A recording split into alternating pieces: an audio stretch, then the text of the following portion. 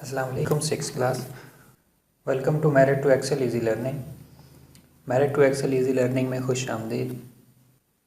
आज हम आपके मैथमेटिक्स में chapter number 8 introduction to algebra discuss करेंगे। चैप्टर नंबर 8 में आपको अलजेब्रा का इंट्रोडक्शन दिया जाएगा। Exercise number 8.1। Question number 1, classify these sentences into 6 groups and write a general statement for each group. हमें कुछ सेंटेंसेस दिए गए हैं, हमें ये बताना है कि ये किस प्रॉपर्टी से रिलेटेड हैं, और जो सेंटेंसेस सेम होंगे वो एक ही ग्रुप से रिलेटेड होंगे। जैसे ए एंड बी। देखें क्वेश्चन ए में 7 + 2 = 2 + 7। दैट मीन्स कि दोनों पार्ट सेम हैं, इसलिए एक ही ग्रुप से रिलेटेड हैं। तो ग्रुप होगा A and B.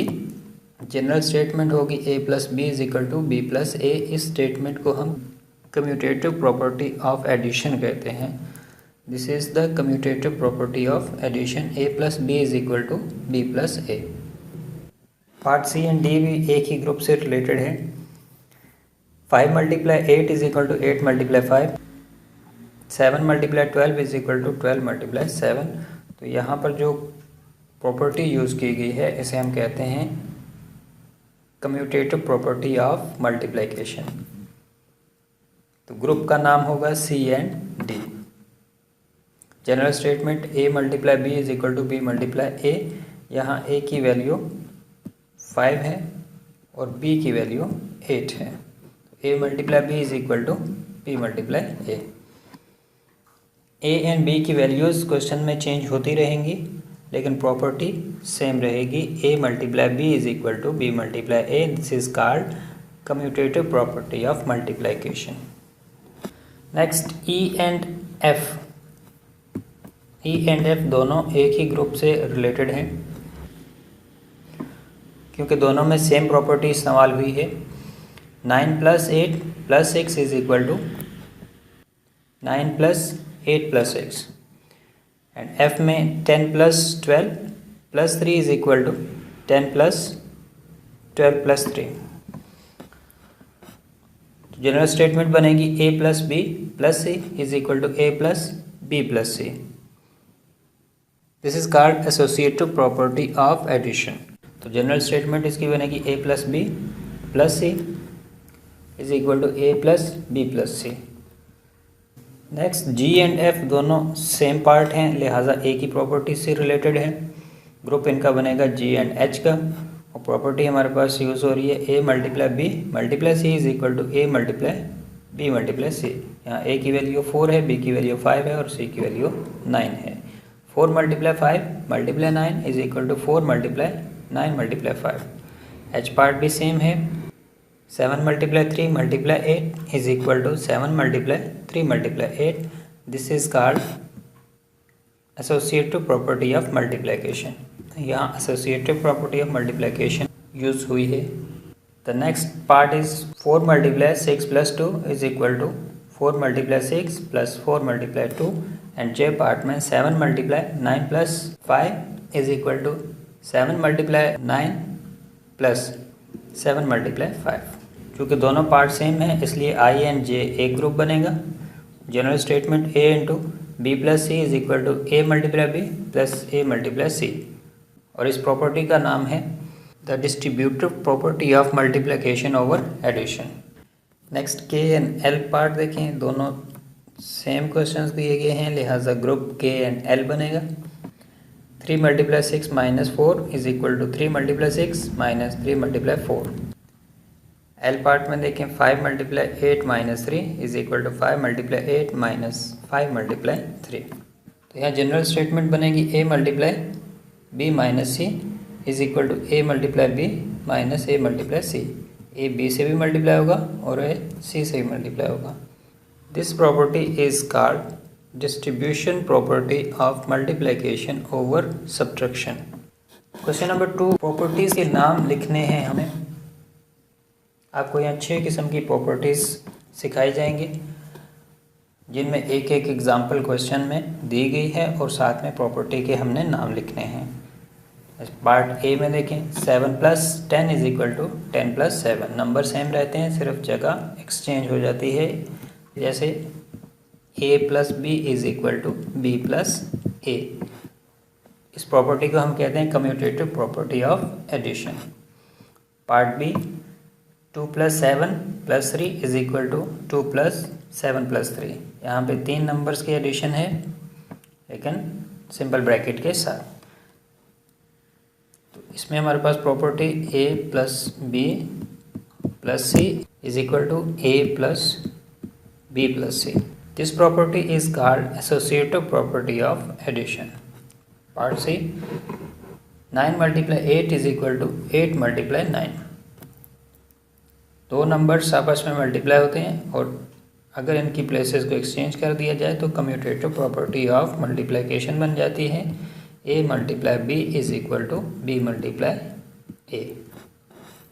Next part 2 × 5 × 3 = 2 × 5 × 3। यहाँ 3 नंबर्स की मल्टीप्लिकेशन है, प्लेसेस को एक्सचेंज किया जाता है सिंपल ब्रैकेट के साथ। a × b simple bracket multiply c = a × b × c। This property is called associative property of multiplication. Part E 8 × 4 + 5 = 8 × 4 + 8 × 5। जिस स्टेटमेंट में मल्टीप्लाई एंड एडिशन के फंक्शंस आ जाएं उसे हम इस तरह सॉल्व करते हैं। a × b + c = a × b + a × c।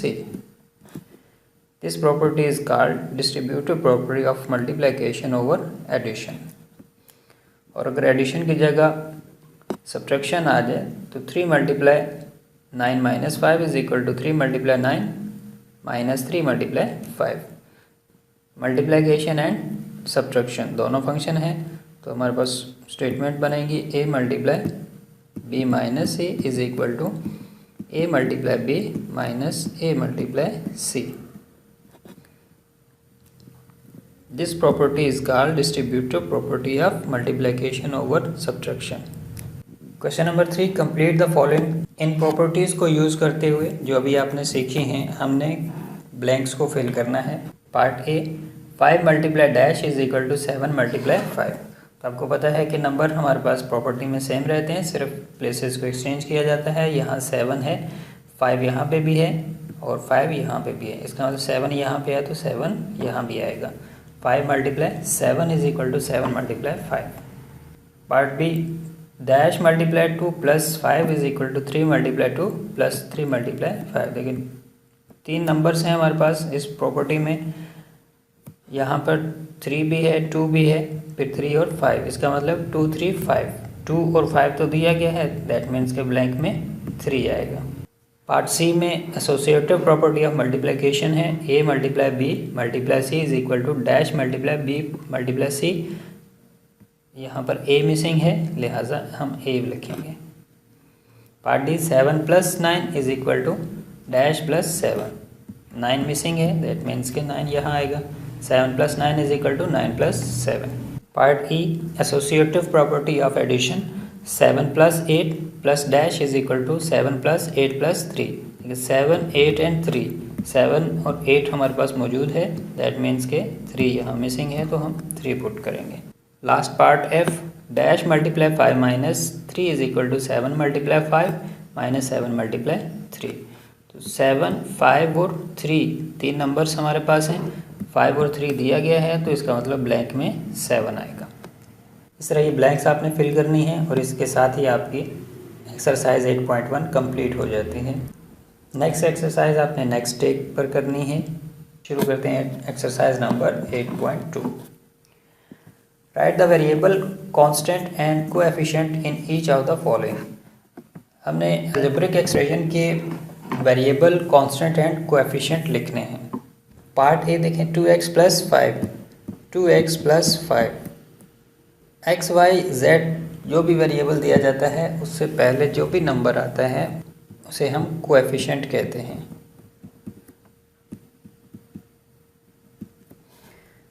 और जो भी कोएफिशिएंट के साथ X Y Z A B C जो भी दिया जाता है वो वेरिएबल या बेस कहलाता है। दो नाम हैं इसके, वेरिएबल भी हम कहते हैं इसे और बेस भी कहते हैं। सिंगुलर नंबर जो विदाउट वेरिएबल के हो इसे कांस्टेंट कहते हैं। कांस्टेंट एक ऐसा नंबर होता है जिसकी वैल्यू नॉन चेंजेबल होती है। जैसे 5 है तो 5 को आप 4 नहीं कह सकते, या 5 की जगह 6 आप पुट नहीं कर सकते। 5 एक कांस्टेंट नंबर है, नॉन चेंजेबल है, इसकी अपनी एक वैल्यू है। तो ऐसा नंबर जो चेंज नहीं होता कांस्टेंट कहलाता है। वेरिएबल है, चेंज होता रहेगा। एक्स के कोएफिशिएंट 2 भी आ सकता है, 3 भी आ सकता है, 5 भी आ सकता है। तो इसका मतलब ये वेरिएबल है। वेरिएबल का मतलब है चेंज हो जाने वाला। पार्ट ए देखें, 2x + 5। तो वेरिएबल इसमें x है, कांस्टेंट 5 है और कोएफिशिएंट 2 है। Part B, 3x - 2y + 1। Variable x and y दोनों वेरिएबल हैं। कांस्टेंट यहाँ 1 दिया गया है तो 1 लिखेंगे और कोएफिशिएंट यहाँ 3 और यहाँ -2 है। तो इसमें इनके 3 एंड -2 दोनों कोएफिशिएंट कहलाएंगे। Part C, 3abc। वेरिएबल यहाँ a, b एंड c हैं। कांस्टेंट यहाँ पे कोई विदाउट वेरिएबल नंबर नहीं दिया गया, लिहाजा कांस्टेंट यहाँ नहीं है तो नथिंग लिखेंगे और कोएफिशिएंट यहाँ पे 3 है, 3 लिखेंगे। इस क्वेश्चन के डी एंड एच पार्ट आपने होमवर्क करने हैं। जैसे ये सिखाया गया वैसे ही आपको ये दोनों पार्ट सॉल्व करना है। Question number 2, write the numbers of terms in each of the following. मध्य झैल में दिए गए अलजेब्रिक एक्सप्रेशंस में हमें नंबर ऑफ टर्म्स बतानी है कि कितनी टर्म्स दी गई हैं एक एक्सप्रेशन में। हमेशा याद रखिएगा नंबर से पहले उसकी साइन लिखी जाती है। एक टर्म लिखने के बाद अगर दूसरी साइन हमने लिखी है तो दैट मीन्स कि हम सेकंड टर्म शुरू कर रहे हैं। जैसे 4x अगर मैं लिखता हूँ तो ये एक टर्म है। अगर साथ में माइनस या प्लस की साइन दे दी मैंने तो दैट मीन्स कि यहाँ से सेकंड टर्म शुरू हो जाती है। 3y लिख दिया तो इसका मतलब एक टर्म ये होगी, दूसरी टर्म ये होगी, प्लस 4z लिख देंगे दैट मीन्स कि तीसरी टर्म होगी। तो इस तरह हम नंबर ऑफ़ टर्म्स फाइंड करते हैं कि एक अलजेब्रिक एक्सप्रेशन में कितने टर्म्स दी गई हैं। पार्ट ए देखिए, 2x - 3y + 5z। इसमें एक टर्म ये है, दूसरी टर्म 3y है और तीसरी टर्म 5z है। तो दैट 1 2 3 दैट मीन्स यहाँ पे हम क्या लिखेंगे, नंबर ऑफ टर्म्स 3 हैं। पार्ट बी, 5x² एक ही टर्म दी गई है लिहाजा 1 लिखेंगे। Part C, a - b - c 1 2 3 तीन टर्म्स हैं, 3 लिखेंगे। पार्ट एफ में -3a - 5b दो टर्म्स दी गई हैं 1 एंड 2 दैट मीन्स हम 2 लिखेंगे। और लास्ट पार्ट जी देखें, 72a एक ही टर्म दी गई है, एक ही टर्म दी गई है लिहाजा इसका आंसर 1 आएगा। Question number 3, right the base and exponent in each of the following. मतलब झैल में बेस एंड एक्सपोनेंट अलग अलग करके लिखने हैं। एक अलजबरी फिक्रे में याद रखिएगा 3 चीज़ें दी जाती हैं। Number 1 is coefficient,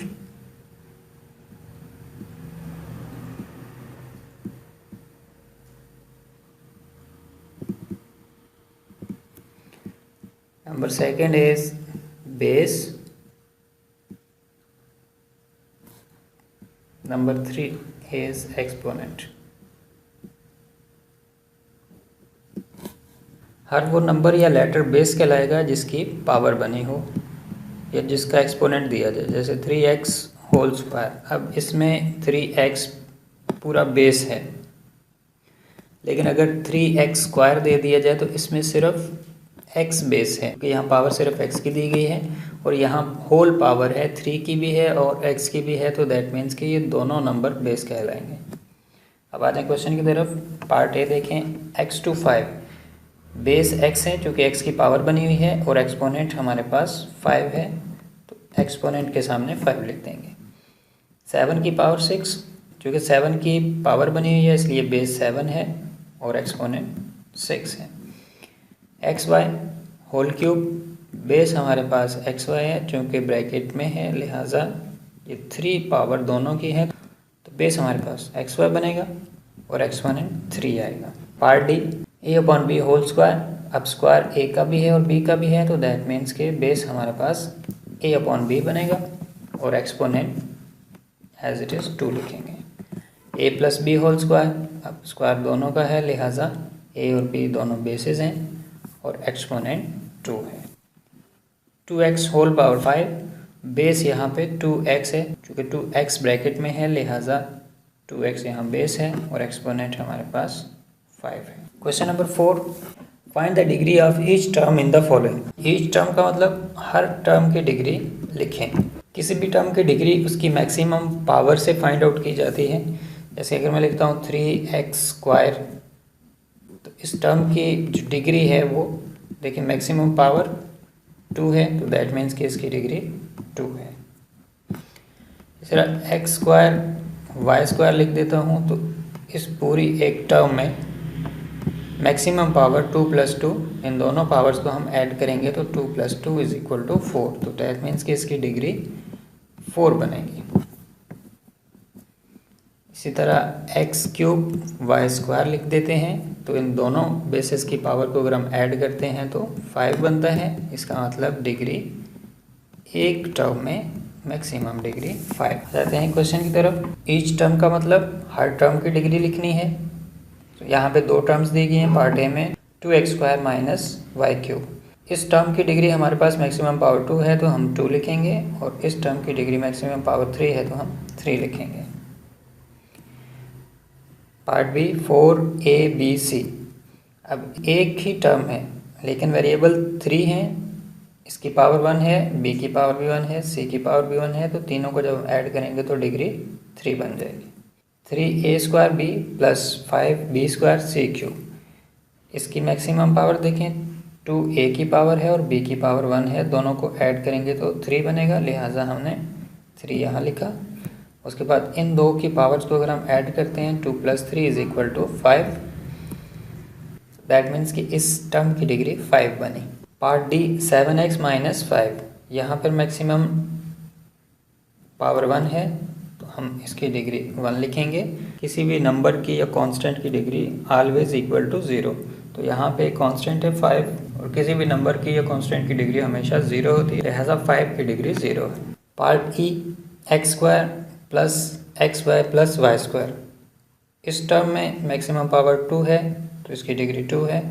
next term में x की पावर 1 है, y की पावर भी 1 है, दोनों को ऐड करेंगे तो 2 बनेगा, दैट मीन्स कि इसकी भी डिग्री 2 है। और y² है, मैक्सिमम पावर 2 है तो इसकी डिग्री भी 2 है।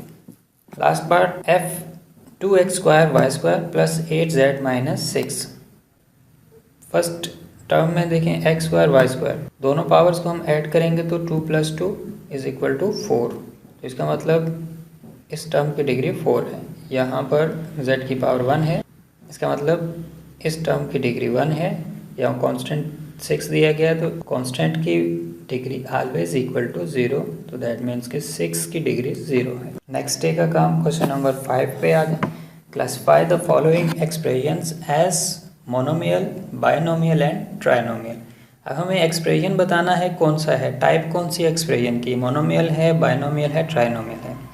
पहले तो ये जान लें कि मोनोमियल, बायनोमियल और ट्राइनोमियल एक्सप्रेशंस कौन से होते हैं। ऐसा एक्सप्रेशन जिसमें एक ही टर्म दी जाए उसे हम मोनोमियल कहते हैं, और ऐसा एक्सप्रेशन जिसमें 2 टर्म्स दी जाए उसे हम बायनोमियल कहते हैं, और ऐसा एक्सप्रेशन जिसमें 3 टर्म्स दे दी जाती हैं उसे हम ट्राइनोमियल कहते हैं। टर्म्स को काउंट करते हुए आपने इनके सामने बायनोमियल, ट्राइनोमियल या मोनोमियल लिखना है। पार्ट ए देखें 2x + 3, इसमें 2 टर्म्स हैं लिहाजा binomial. Part B 5x + 3y + z², यहाँ 1 2 3 टर्म्स हैं लिहाजा ये ट्राइनोमियल एक्सप्रेशन है। पार्ट सी 7x², एक ही टर्म दी गई है लिहाजा मोनोमियल है। पार्ट डी 7x - 3, 1 और 2, 2 टर्म्स दी गई हैं लिहाजा बायनोमियल है। Part E -2a - 3b + c, 1 2 3 3 terms दी गई हैं, लिहाजा ये ट्राइनोमियल है। Part F 5 only 1 term is here, so this is monomial expression. Dear student, आपका काम इस असाइनमेंट का यहाँ कंप्लीट होता है। अपने रजिस्टर्स कंप्लीट करके स्कूल सबमिट करवाइए और अपने रजिस्टर्स को चेक करवाइए। डियर स्टूडेंट्स, अपने पेरेंट्स का और अपने बहन भाइयों का बहुत सा ख्याल रखिएगा। फिर मुलाकात होगी, तब तक के लिए अल्लाह हाफिज़।